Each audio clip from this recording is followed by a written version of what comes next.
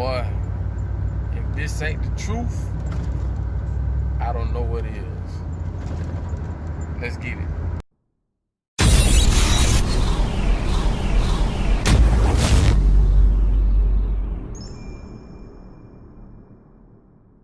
This is the basic breakdown of how we've been fooled and tricked to be trained as workers. I keep telling y'all, there's a difference between the private schools and the public schools. All right? Pay close attention. Hopefully you learn something. Entrepreneurship is the best game in the world if you understand the system that we live under, the structure. If you understand the framework of the country that you live in. For example, I live in the United States. The framework that our system was built upon is called capitalism. Now, schools don't teach this. They don't teach capitalism.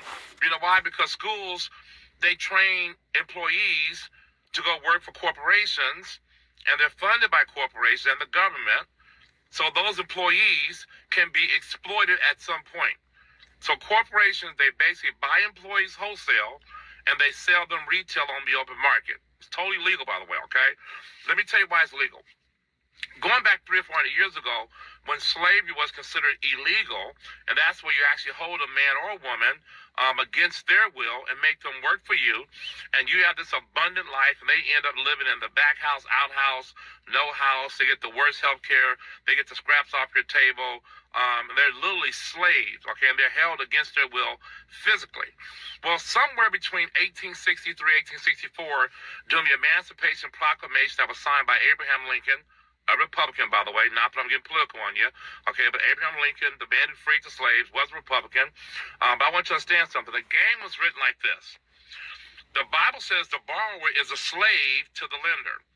And what the former slave owners figured out is that we got to stop holding people physically and start holding people financially. So they invented a card called the MasterCard, because when you swipe it, you enslave your future. You enslave your family. You enslave yourself.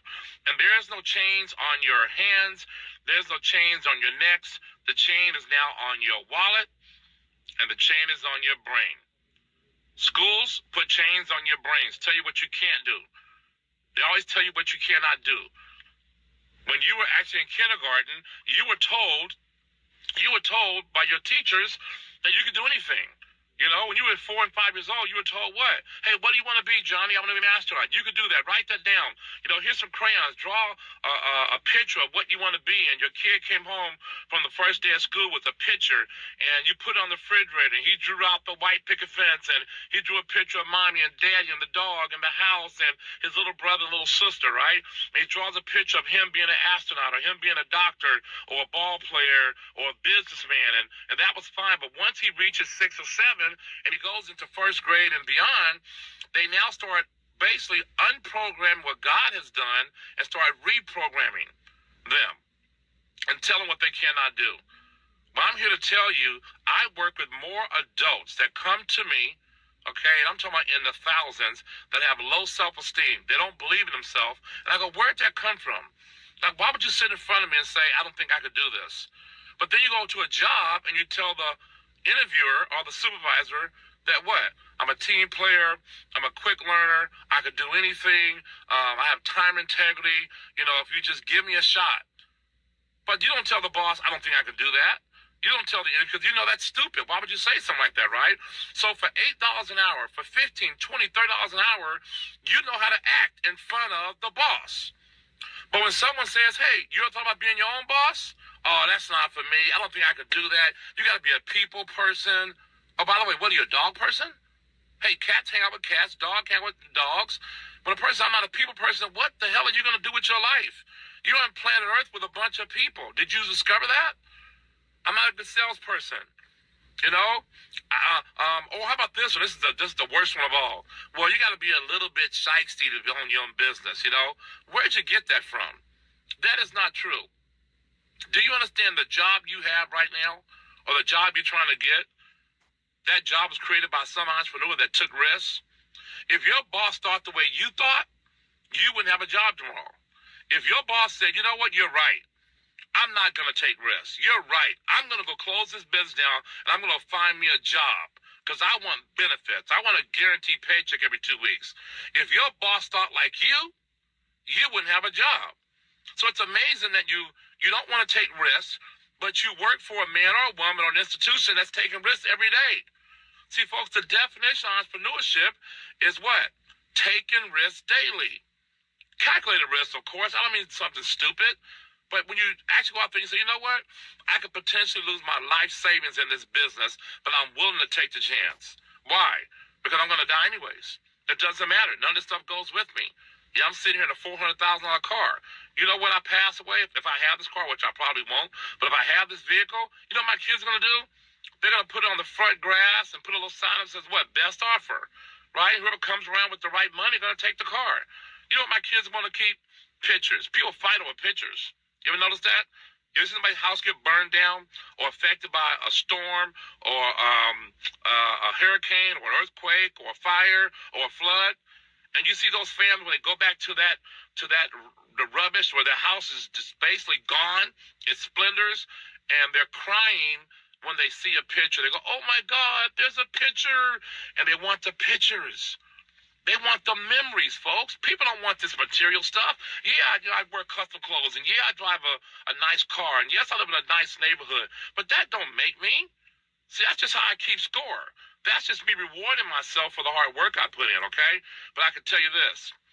Thousands of people are benefiting from the fact that I like nice stuff. Because I can't get nice stuff unless I offer a service. Get it? I can't have the lifestyle I have unless I offer a product or a service that's beneficial to somebody. And because I have more people that are benefiting from my services, I have more what? I have more money in my account. That's all that means. See, when you work for somebody else, you're never going to be paid your worth. You can go give everything. I was a paramedic for 5 years. I saved lives. I've delivered babies. You name it, I've done it all in that particular field.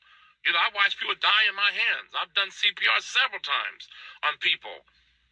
And guess what, folks? $5.90 an hour was the max I was paid when I left that field 1988 to go into my own business.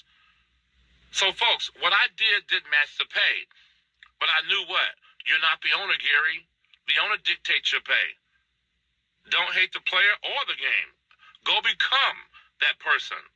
And I want you to understand, as an entrepreneur, the system is designed to benefit you. There's only one game, and the game is the worker and the workee, the person that you either work or you work for somebody. And if you ain't the boss, somebody's pimping you. Somebody is moving you to get their paper, and you got to know that. And the key to being a hoe is just being a good hoe about it and go ahead and get that money so you can put yourself in that position. But yeah, if you break it down, when a pimp meets a girl, he puts her into a coat and some bathing suit and some pumps, makes her look good. When a label meets an artist, they give them a budget. They choose them and they say, I think you can make me money. I choose a bitch. I say, I think you can make me some money. You seem to want to. The average artist walks into a record label who is a pimp and says, please pimp me. Put me out there. I need to be out. What's the first thing an artist say when they call? Put me out there. So you say you want to go on the track. So what I do is I give you money. I'll make you look good. Now you get out there and you sell me some records. You sell me some pussy. See, there's a parallel. Now, they say you shake yourself, break yourself when you see a pimp. So when the bitch is on the street and she see her pimp roll up, she walk a little harder, move her ass a little harder, and she breaks herself. But when you an artist and the label management walks in and you on the stage, you dancing harder. You trying to get it off. You trying to show your pimp you a good hoe. You know what I'm saying? And you get that money. Now the pimp does not fall in love. He makes love. Right? He makes love on the level of the difference between the power of a gorilla over a human being. It may be 100 to 1. When a pimp falls off into a bitch's head, he puts her in a state of suspended animation. I can knock a bitch into a coma. It's just like she has never felt love on this level. The thing of it is, I ain't falling in love. She's falling in love. Now, when the record label turns you out and says, yo, we going to make you a star, and here's the limo, and here's all the advantages of being with me, you get turned out. But the artist turns around and says, yo, Warner Brothers loves me. They don't love you. They just love the money you can make. Now, a pimp never treats a hoe better than the money she's bringing in. So I don't give a fuck how much they love you, but if you sitting in that office and Prince walks in, you got to go because Prince makes more money. And they even want you to see that they treat him a little better because they want you to work up to that level of that other hoe. You know what I'm saying? Now, the pimp is going to work you till you burn out, busted, or dead. And at that point, he going to have him a new hoe because the key to the game is cop and blow. Every time you lose one, you got to catch two. So just because I fell in love with you as a hoe, don't mean I ain't knocked two younger, cuter ones that are ready to take your place. So just as soon as the label says, well, we got you and we love you, don't think there's not more hoes coming through the door. And as soon as you fall off, they're going to put another one right into your place. And then you up for the grim awakening of this pimp did not really love me. And you sitting there crying. Now, the only chance an artist has in this pimp hoe game of the record business is realizing that this pimp record label does not love you, that you are a hoe, work like a real good hoe, get the money, take the percentage, and put yourself in the position where you can pimp yourself one day, and then you ain't got to run it like that.